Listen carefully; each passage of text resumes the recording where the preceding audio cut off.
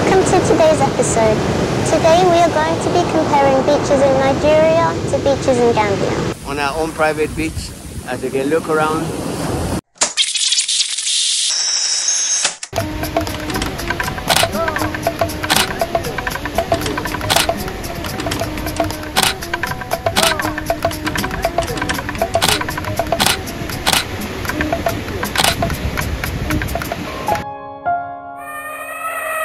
So that's the focus of today's show, is to look at beaches in Gambia and Nigeria.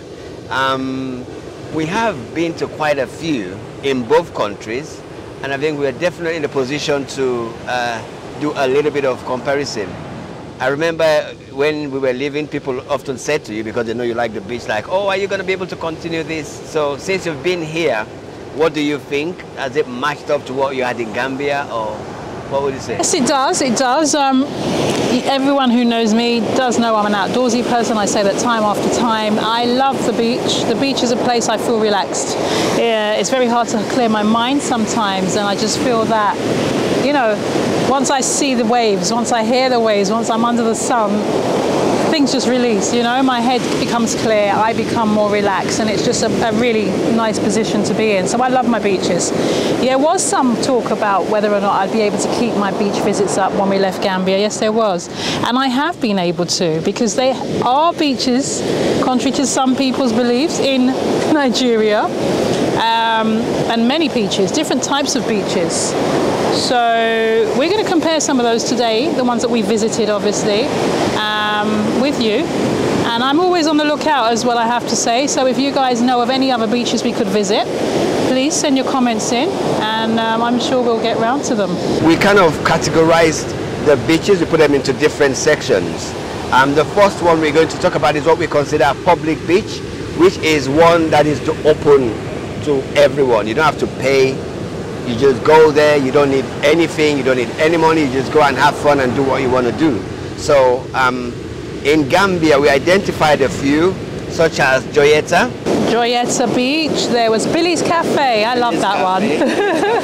What else, babe? Pocoloko. Pocoloko, that's when you went for your birthday. Okay, yeah. Ah, so, riding a horse and doing all the things. Yeah, that was nice, that was a nice beach. So if we take those three from the Gambia, and in Nigeria, we're going to take a place called Elegusi Beach. And we're also going to take where we're sitting today.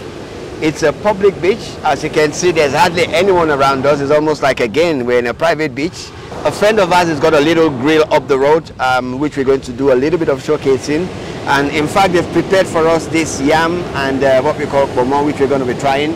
And they've given us some palm wine as well. And they're unique cups to taste the palm wines in.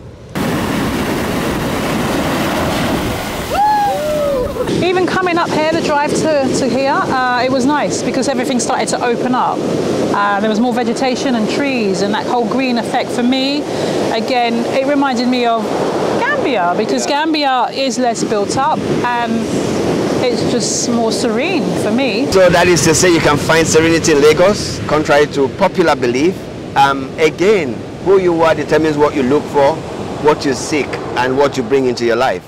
So this is actually not too far away from where we live, and it's such a pleasure to be here. Nice little find, actually. Really is a nice find. How about you, my babes? What are you thinking of this beach? You happy to have found it? Yeah, it's really nice, and the waves are quite strong as well.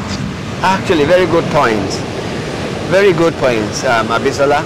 Another difference between the public and the private beaches is that they're so natural. They're still full of strength, you know.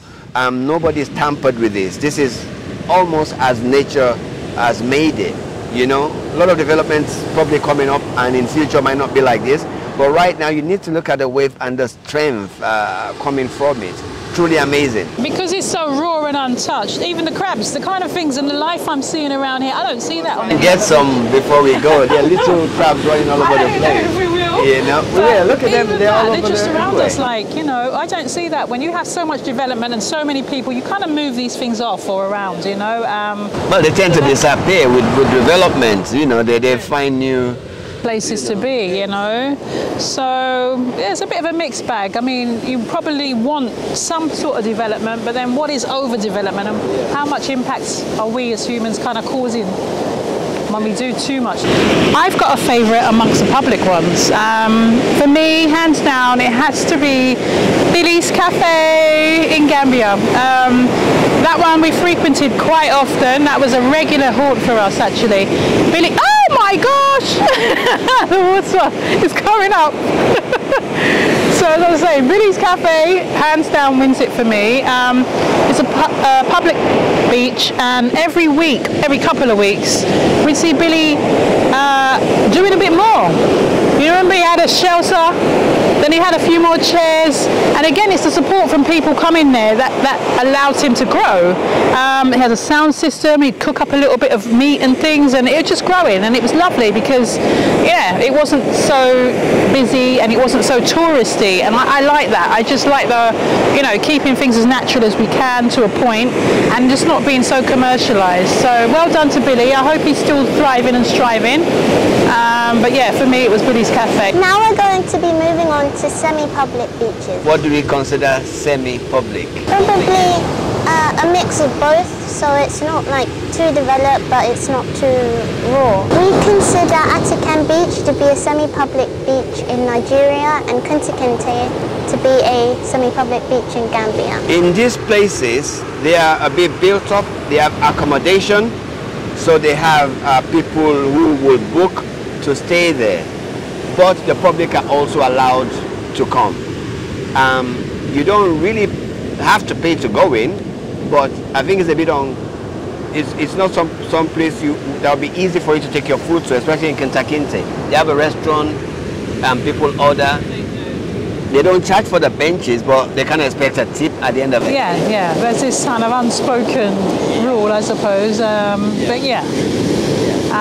But equally with that, you get much more management of the beach. So I can see why, you know, it's nice to give something.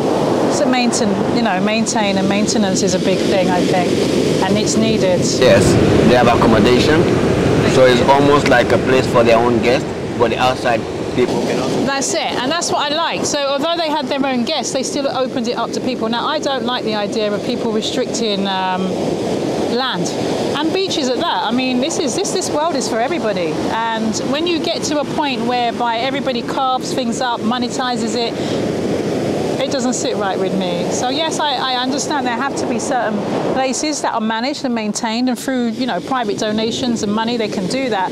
But when you're getting to a point where something's so developed, there's hardly any choice for anybody else because people have all, you know, taken it over, and capitalism is at its worst. I don't like that personally. I think there are two arguments to that. On the one hand, I hear what you're saying.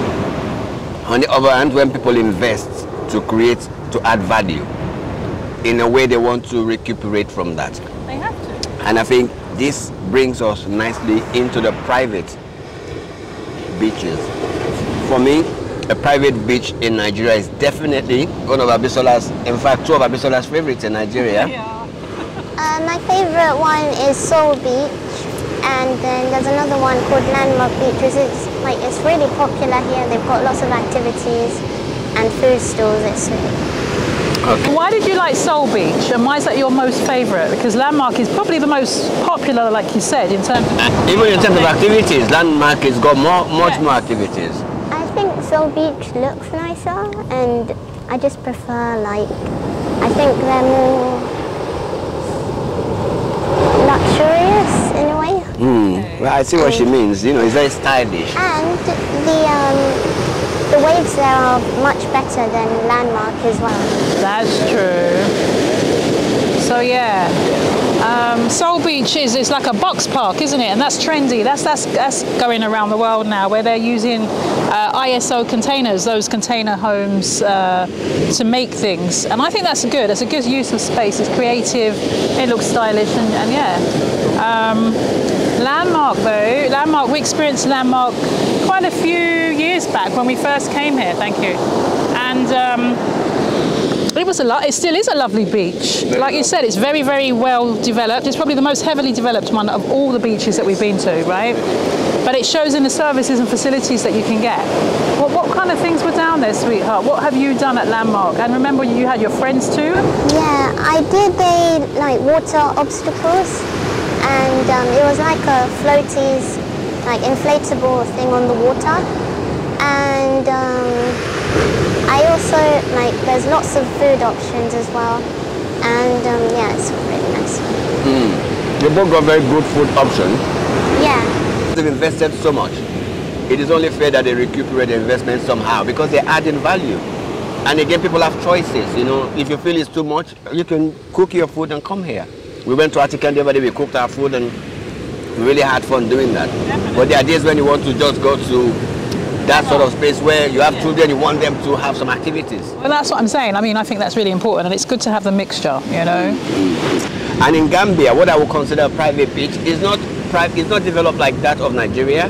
There are again hotels that would have the beach, but in this time exclusive for their guests. And I think in the Gambia, Kololi is mostly exclusive to his guests. I don't think Kololi is a place people can just walk from the street and go into. They can't. You're right. And there's also Tamala. Oh, Tamala. They have events, but I think they started restricting more and more while we were there. There was a day we wanted to go there and they said we can't go because of Abisola couldn't come in. We didn't like that. And then there's also Coco Ocean. You like Coco Ocean, didn't you? Yeah. Yes, and you went there. You went for a buffet or something with your grandmother? Oh yeah, yeah. How was that? The food was really nice. The food was really nice. They had a lot of options as well. Okay. So, which is your best private beach in Gambia? Kololi?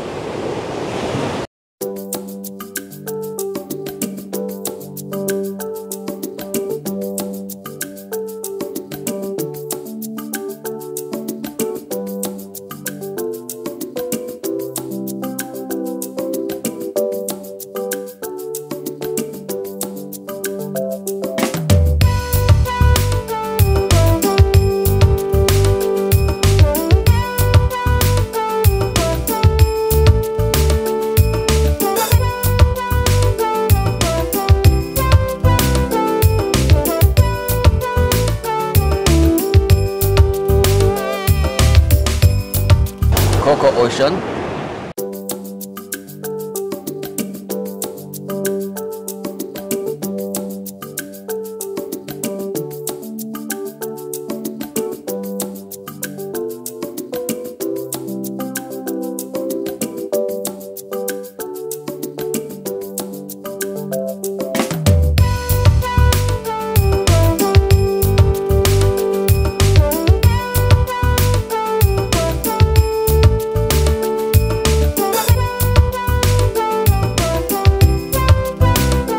And what was the last one we said? Tamala. And Tamala.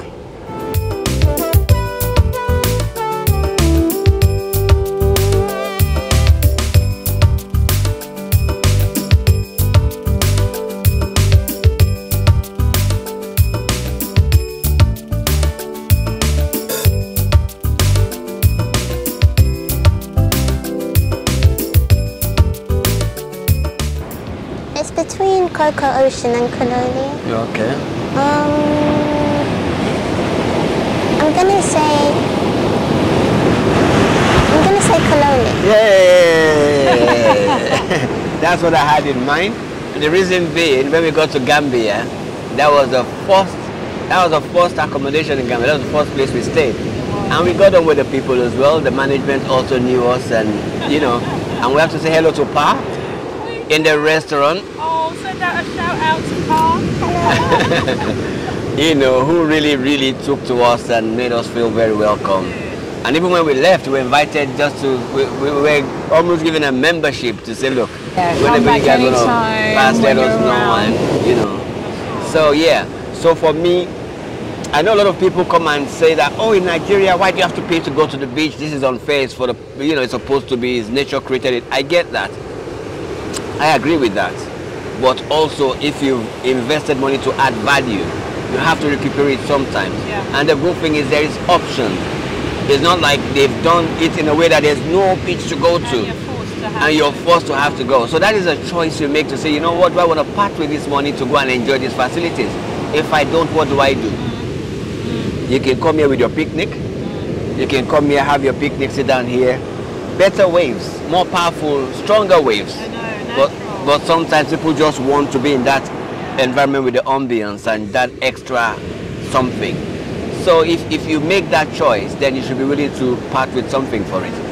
Landmark is of blessed memory, as they say. Yeah, at least we got to go. The demolition started.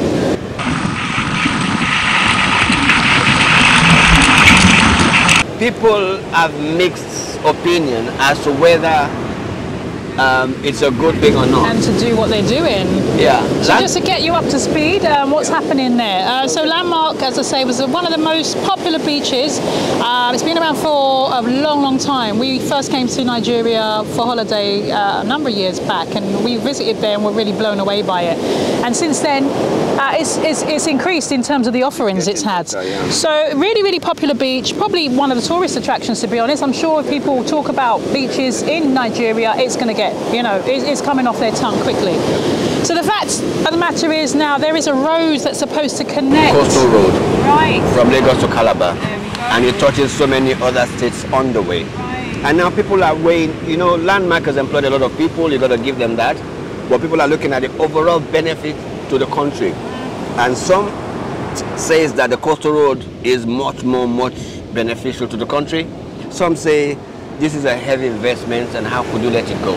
We're not politicians, we're not getting into the politics of it. And to say thank you to Landmark, we did enjoy the time we had going there. And we took a few friends when they visited us, and they've all had fun going there. Yeah. We hope something bigger and better is coming. You can't let that go and not replace it with something fantastic. That is definitely what. But if it's any consolation right now, even that whole strip of water, it's been divided up into different beaches, and some of them we mentioned earlier, like the Seoul Beach, which we really like, Good Beach and whatnot. So even if that one closes for now, along that same stretch of water and ocean, there are other beaches, and I'm sure they'll invest again and bring themselves up to even a higher standard. Yeah, well, on that note, I'm sure we're going to bid you goodbye. And Abishala, you want to do the honors of closing for us? Thank you for watching. Make sure to subscribe, like, and turn on the post notifications. Double. Let us know what you think. Do you agree with anything we've talked about or disagree in today's show? If you've not been to any of them, maybe you want to go and try it out based on what you've seen and heard, or maybe not. Share your comments with us. We are willing and always to receive them, and we always respond, right?